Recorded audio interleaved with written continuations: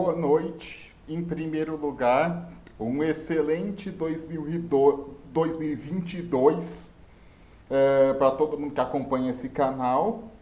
E acho que nem preciso falar porque que é uma data tão especial, mas olha, porque falta um ano. Quer dizer, pode faltar 5 também, né? Mas vamos trabalhar muito pesado para que isto não aconteça. Vamos esforçar bastante. E aí o tema desse primeiro vídeo, que acontece logo no primeiro dia de 2022, é ligado a isso, aproveitando que é ano de eleição. É, eu pretendo explicar aqui neste vídeo por que os candidatos preferidos pelos empresários não são necessariamente aqueles que seriam os melhores para a economia. Eu não tenho nem esperança de dialogar com aquelas ovelhas do rebanho que sempre acompanham a escolha dos empresários. Eu já fiz até um vídeo falando sobre isso aqui no canal. Mas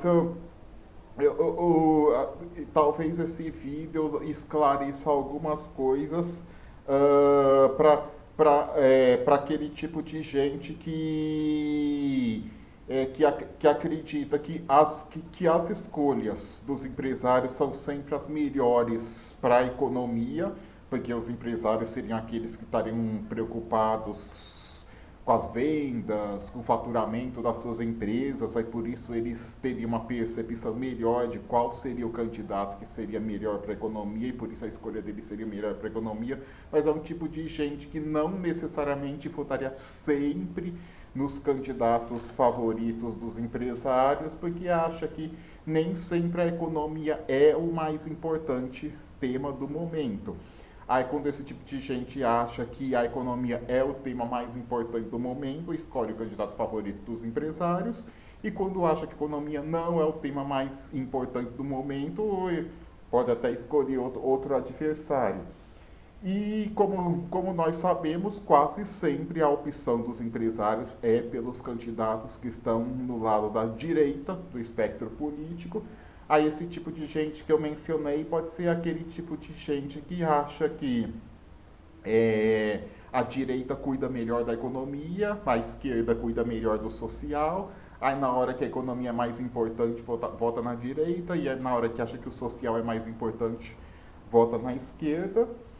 E eu acho que vou explicar aqui que esse raciocínio não está correto. Eu acho muito estranho esse raciocínio porque eu acho muito difícil falar de uma dicotomia tão grande, uma divisão tão grande entre o econômico e o social, como se não tivessem muito interligados uma coisa à outra.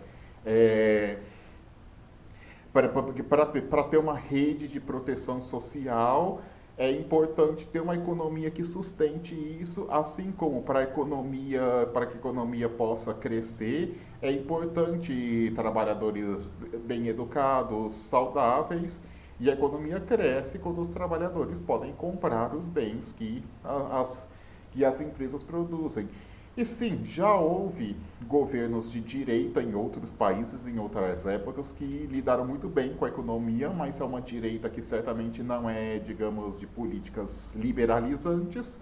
E a direita que está colocada no Brasil é de políticas liberalizantes que recentemente só vimos fracassos. Agora sim, retomando a pergunta, por que os candidatos favoritos dos empresários não são necessariamente os melhores para a economia? Vou dar dois motivos básicos, mas vamos lá. Primeiro lugar,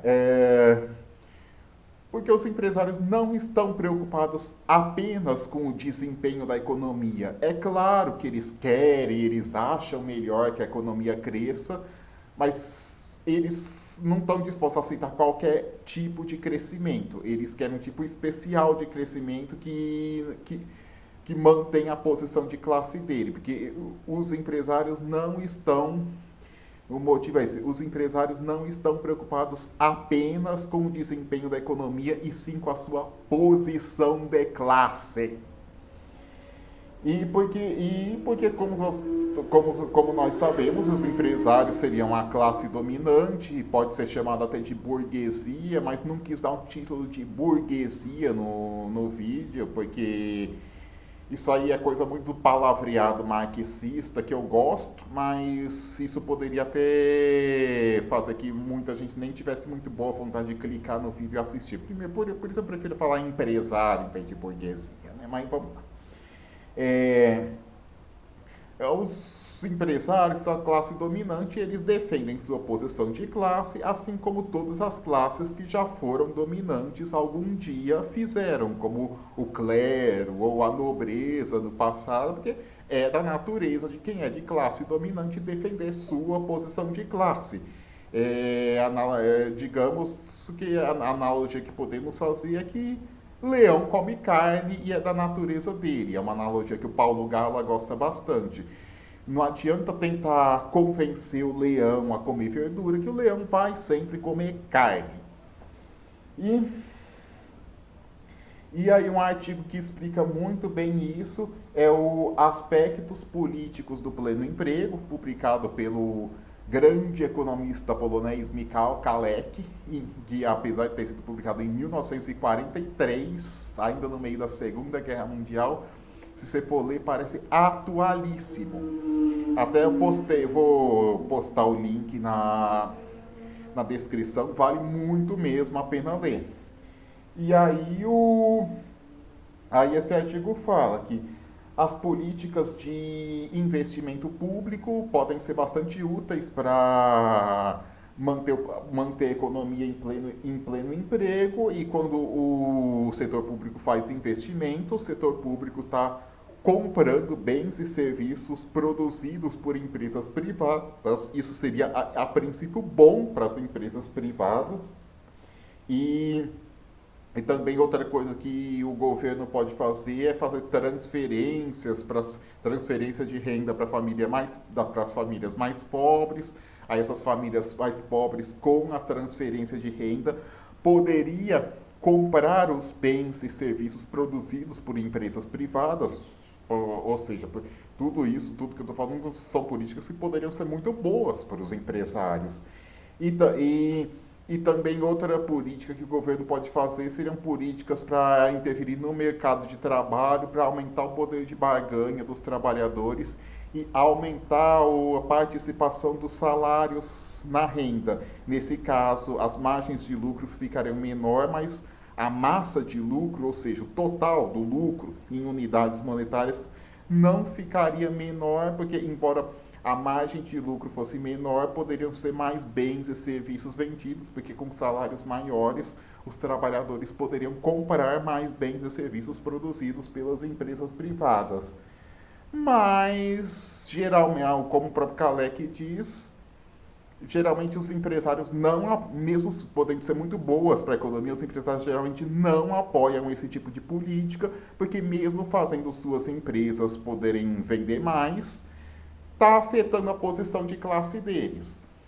Porque se o governo usa política ativa para manter o pleno emprego ou dar assistência para os desempregados, os empregados ficam com menos medo de ser demitidos. Aí muitos empresários não gostam disso. E e também, quando o Estado entra no investimento, os empresários se veem invadidos numa área que seria deles. É, quando, quando o Estado não faz política ativa dos investimentos, só existe muitos investimentos na economia se os empresários privados ficarem otimistas e decidirem investir. E, ou seja, só tem emprego e renda se eles decidem investir.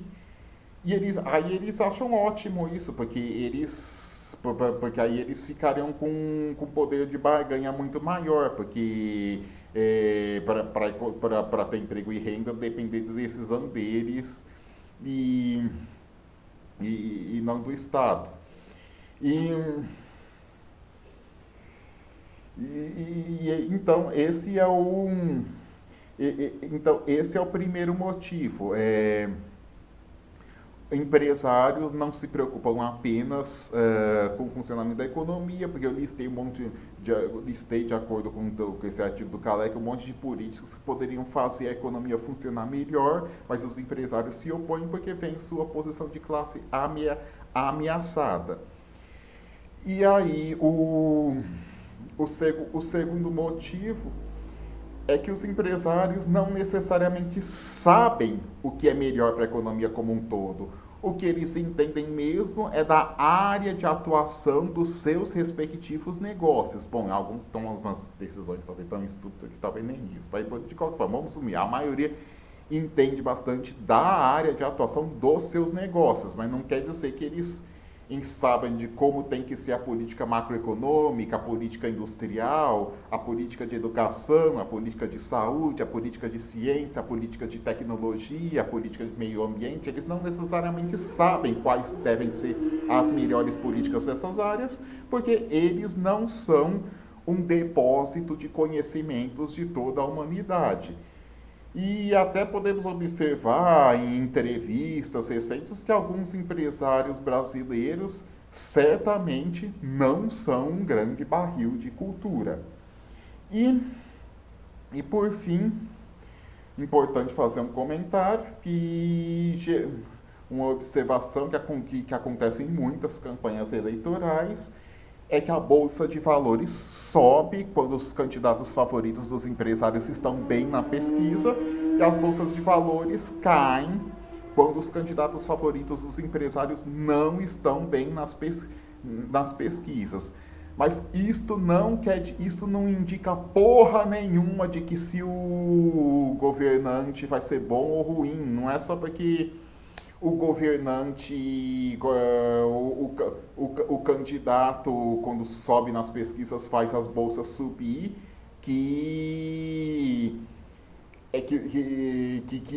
ele vai ser necessariamente um bom governante, porque muitas vezes não são. Aí até como exemplos eu posso dar, eu escrevi em 2018 um artigo na Voyager falando de 6 casos de políticos que fizeram as bolsas subir quando ganharam a eleição e acabaram se revelando um desastre. Um deles, o Hoover.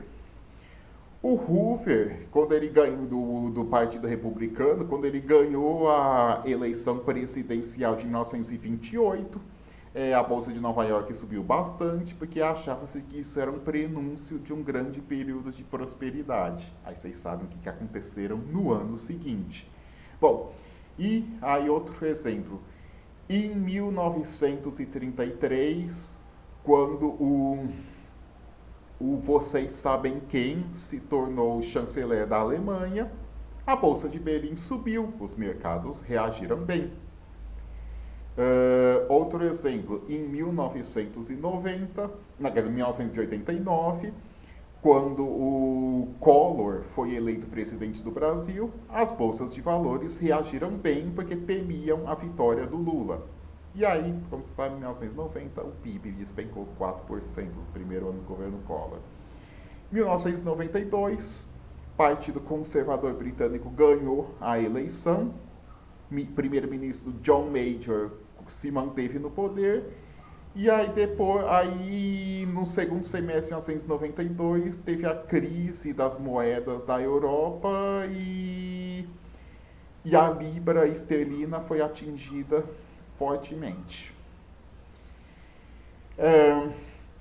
Em 2015, quando o Macri ganhou a eleição para presidente da Argentina, a Bolsa de Valores da Argentina reagiu muito bem e no quadriênio de governo Macri o PIB argentino caiu. Em 2016, o Temer foi eleito quando o Congresso brasileiro votou no impeachment da Dilma, aí o Temer assumiu, e aí também foi uma mediocridade o desempenho econômico do Brasil, mesmo com a Bolsa tendo subido logo depois do Temer ter assumido a presidência. E esses foram 6 exemplos. E aí eu escrevi este texto em 2018, porque tinha um candidato que vocês sabem quem é, que quando subiu nas pesquisas, as bolsas subiram. Eu escrevi este texto justamente com o objetivo de conscientizar as pessoas para evitar um sétimo exemplo. E aí acabou acontecendo e agora temos um sétimo exemplo. E ainda é importante observar, nos últimos 6 anos, o Brasil teve dois governos, os governos assim, talvez pelos quais os empresários mais tiveram simpatia, os empresários mais puderam chamar de o seu governo, e até agora o PIB per capita brasileiro não atingiu o patamar de quando o Guido Mantega saiu. Então, espero que eu tenha ajudado uh, a conscientizar bastante as pessoas. E aí, até eu vou também deixar o link do artigo da Voyager na descrição. E aí, se gostou, gostaria que desse like e ajudasse a divulgar o canal.